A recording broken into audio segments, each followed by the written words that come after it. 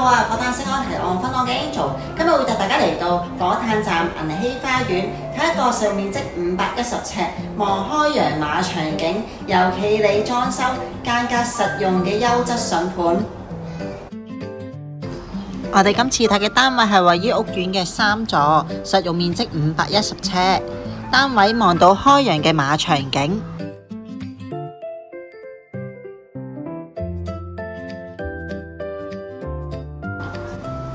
單位除咗有開陽嘅景觀之外，間隔實用，客飯廳分明，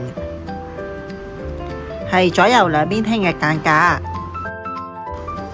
客廳有足夠嘅位置放到梳化同埋電視櫃，而另一邊嘅位置就係飯廳，可擺放4人餐台同埋儲物櫃。業主仲用咗飯廳另外一邊嘅空間間咗一間儲物房。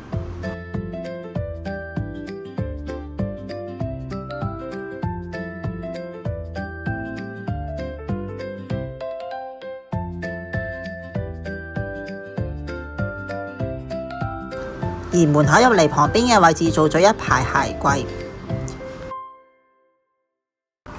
廚房保養新淨，櫥櫃有足夠嘅收納空間，放到雪櫃同洗衣機。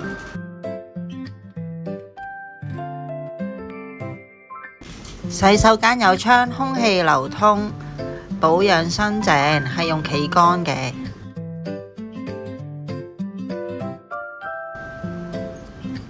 第一間睡房間隔方正，擺到雙人床同衣櫃。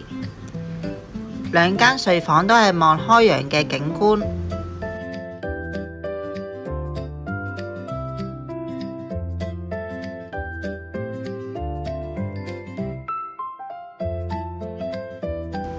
第二間睡房同樣可以擺到雙人床同衣櫃。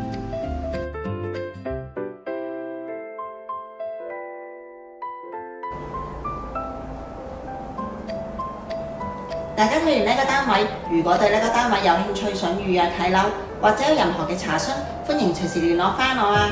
多謝晒你哋嘅收睇啊！我哋下次再見啦，拜拜。